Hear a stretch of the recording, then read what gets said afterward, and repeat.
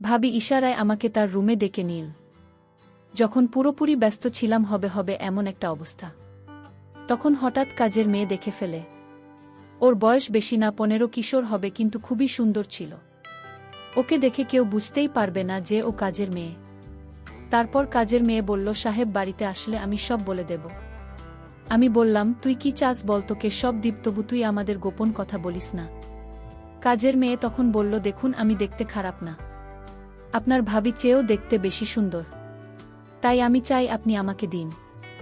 আজকের গল্পটি সম্পূর্ণ অন্য রকমের, তাই আমি গ্যারান্টি দিয়ে বলতে পারি গল্পটি শেষ পর্যন্ত শুনলে তোমাদের দাঁড়িয়ে যাবে। তাই ভিডিওটা শুরু থেকে শেষ পর্যন্ত দেখার অনুরোধ রইল। তাহলে কথা না বাড়িয়ে এবার আসল ঘটনা বলি। আমি 24 বছরের যুবক, বড় একটা ওষুধ কোম্পানিতে মেডিকেল রিপ্রেজেন্টেটিভের চাকরি করতাম। চাকরির কারণে আমাকে অনেক সময় ডাক্তারদের ভিজিট করতে হতো। একদিন বড় শহরের নামকরা একজন হার্টের ডাক্তারের চেম্বারে গেলাম তাকে ভিজিট করতে। তখন ডাক্তার এক রোগীকে দেখতে ছিল। আমি সেখানে বসে ডাক্তারের জন্য অপেক্ষা করতে লাগলাম। আমি বসে ডাক্তারের সহযোগীর সাথে গল্প করতেছিলাম। তখন প্রায় রাত 8টা বাজে।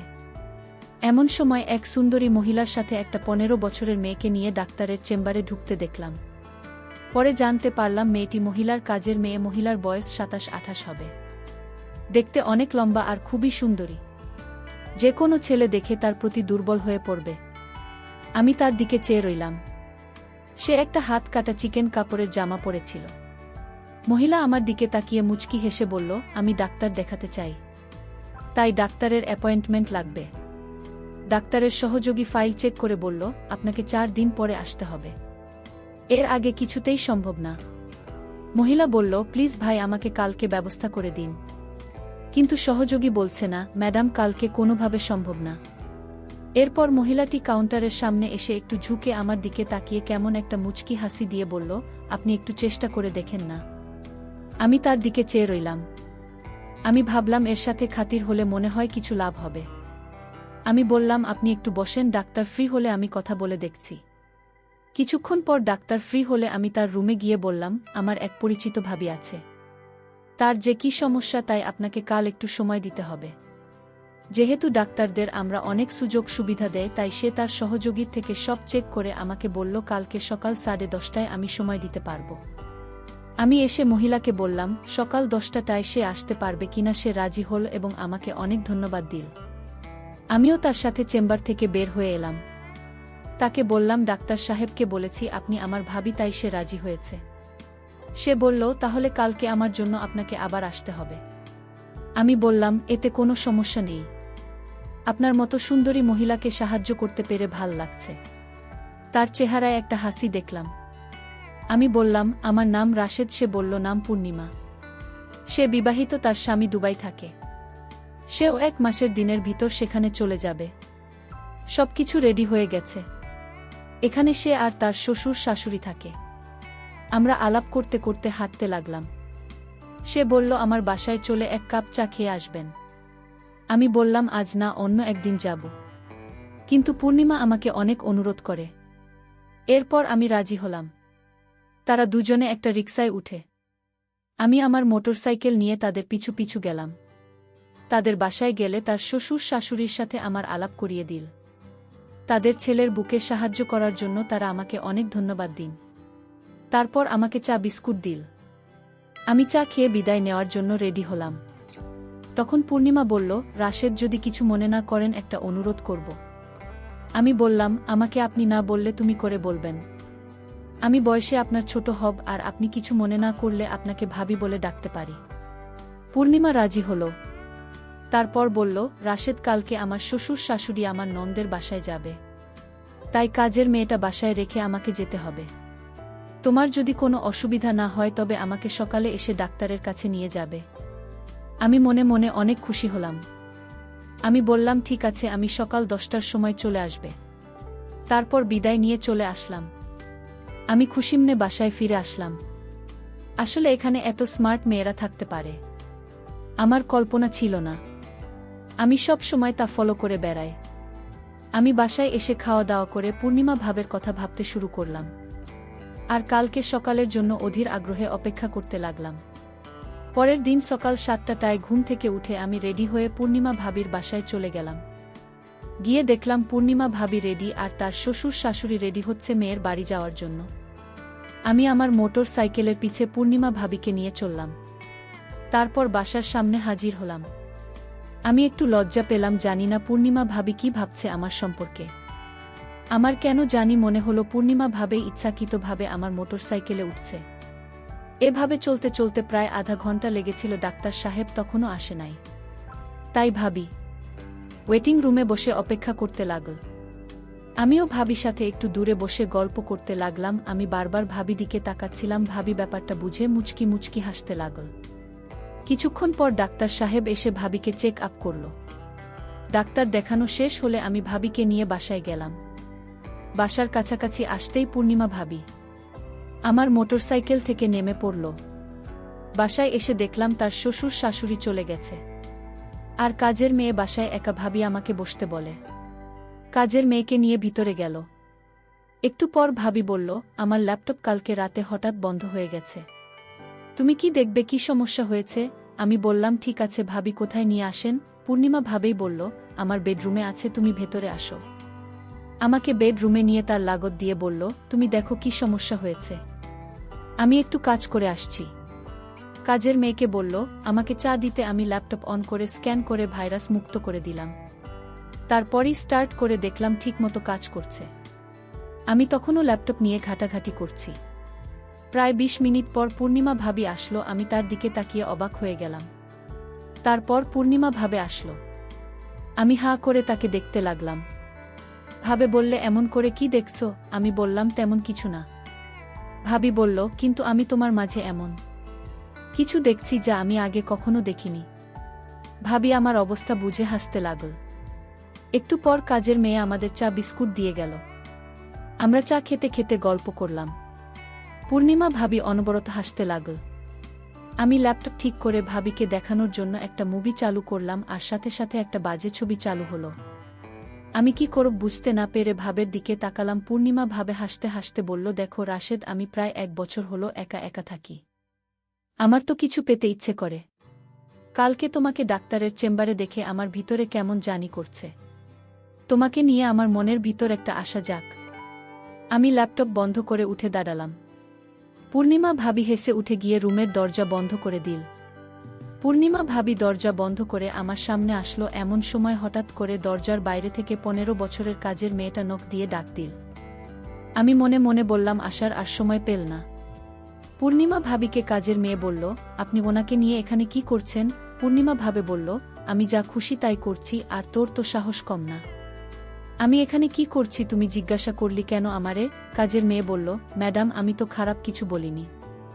ম্যাডাম বলল, তুই এখন যা, তোর রুমে গিয়ে ঘুমান। কাজের মেয়ে তখন বলল, ঠিক আছে ম্যাডাম, আমি যাব। কিন্তু আপনারা যা করছেন তা কিন্তু মোটেই ভালো না। সাহেব বাড়িতে আসলে আমি সব বলে দেব। কাজের মেয়ের মুখে সব কথা শুনে আমার মেজাজটা খুব খারাপ হলো। আমি বললাম, এই ছোটলোক, আমি এখানে কি করছি? তুই আমার স্বামীকে বলবি। ম্যাডাম আপনি তো ভালো করে জানেন কি করতে চাইছেন।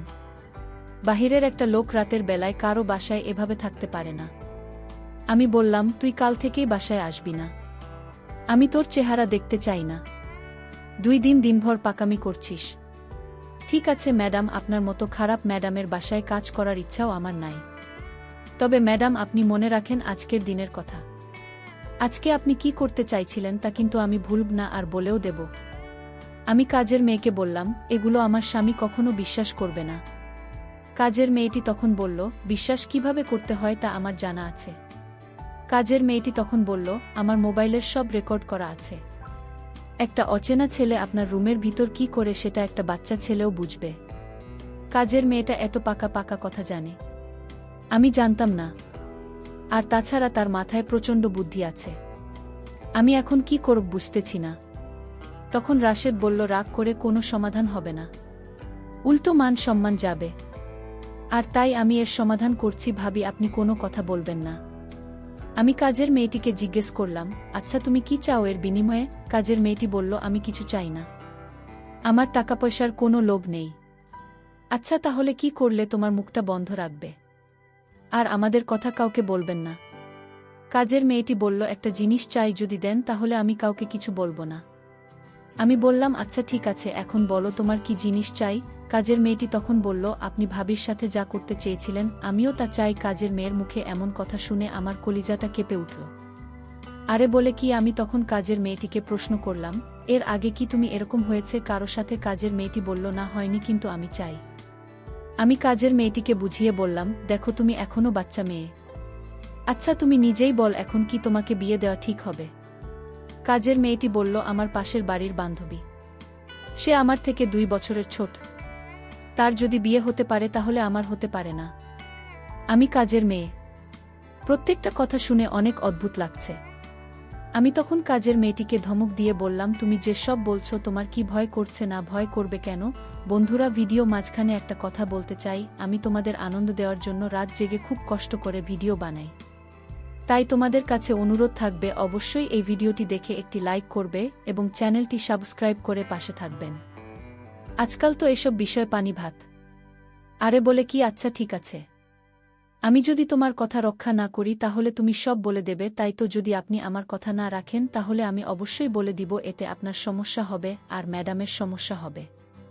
আমি তখন কাজের মেয়ের সাথে কথা বলে পারছিলাম না, আর তাই তার প্রস্তাবে আমি রাজি হলাম। পূর্ণিমা ভাবি বলল, আপনি কি বলছেন? ওইসব কি পারবে আপনার সাথে? আপনি কি পাগল হয়ে গেছেন নাকি? আমি বললাম, দেখো ভাবি, ওর মুখ চাপা দেওয়ার জন্য এছাড়া আমাদের অন্য কোনো উপায় নেই। সে পারুক না পারুক সেটা তার বিষয়, আমি চেষ্টা করে দেখতে পারি। ঠিক আছে, আপনি যা ভালো মনে করেন তাই করেন, পরে সমস্যা হলে আপনি বুঝবেন, সেই চিন্তা তোমার করতে হবে না, আমি সব সামলে নেব। আমি তখন কাজের মেয়েটাকে বললাম, কোথায় যেতে হবে বলো। কাজের মেয়েটি বলল, এই ভাষায় আরও একটি রুম আছে, যে রুমে আমি রাতে একা থাকি। সেই রুমে? কোথায় সেই রুম? কাজের মেয়েটি বলল, আসুন আমার সাথে। আমি কাজের মেয়ের পিছু পিছু গেলাম। তারপর সে যে রুমে থাকে সেই রুমে আমাকে নিয়ে গেল। আর পূর্ণিমা ভাবি বলল, আপনি যান, চিন্তা কইরেন না, আমি আছি বারান্দায়। আমি পূর্ণিমা ভাবিকে বললাম, ঠিক আছে, আপনি বারান্দায় থাকেন। তারপর কাজের মেয়ের রুমে ঢুকলাম। কাজের মেয়ে বলল, আপনি অনেক সুন্দর দেখতে। আমি বললাম, তাই? কাজের মেয়েটি তখন দরজাটা লক করে দিল। আমি বললাম, দেখো, দরজাটা লক করে ঠিক করেনি। সে বলল, উত্তম কাজ করেছি। কাজের মেয়েটি তখন বলল, আপনার সাথে হওয়ার আগে আপনি আমার হাতের তৈরি করা 1 কাপ চা খাবেন। আমি বললাম, চা খেলে মন ভালো থাকে, তুমি চা বানালে আমি অনেক খুশি হব। আমার জন্য চা বানিয়ে এনে আমার হাতে চা হাতে তুলে দিল। তারপর আমি বললাম, তুমি চা খাবে না? কাজের মেয়ে বলল, আমি চা খাই না, আপনি খান। আমার চায়ের প্রশংসা সবাই করে, আপনিও করবেন আশা করি। তারপর আমি চা খেতে শুরু করলাম, আর কাজের মেয়েটি আমার দিকে অন্যরকম দৃষ্টিতে তাকিয়ে রয়েছে। আমি চা খেতে আমার বুকের ভিতরটা মনে হচ্ছিল পুড়ে যাচ্ছে। আমি ভাবছি হয়তো গরম চা এমনি হতে পারে। কাজের মেয়েটির হাতে আরও একটি চা দেখতে পেলাম, আর সেই চা ম্যাডামকে দিয়ে আসলো। কাজের মেয়েটি যখন চা নিয়ে ঘর থেকে বাহির হলো তখন আমার বুকের ভেতর জ্বালাপোড়া করছিল। ম্যাডামের কাছে জানিয়ে যেতেই ম্যাডাম বলল, তোর কাজ শেষ হয়েছে। কাজের মেয়ে বলল, না, এখনো শুরু করিনি। ম্যাডাম বলল, চা দিয়ে তাড়াতাড়ি যা। এদিকে ম্যাডাম চা খেতে শুরু করল। আমি আমার রুমে গিয়ে দেখি রাসের চা খেয়ে মরে পড়ে আছে। আমি এটাই চেয়েছিলাম। আমি কাউকে খারাপ কাজ করতে দিতে পারিনি। যে কাজ আল্লাহ পছন্দ করে না তারা সেই কাজ করে। আমি তাদের দুজনকেই শেষ করে দিয়েছি।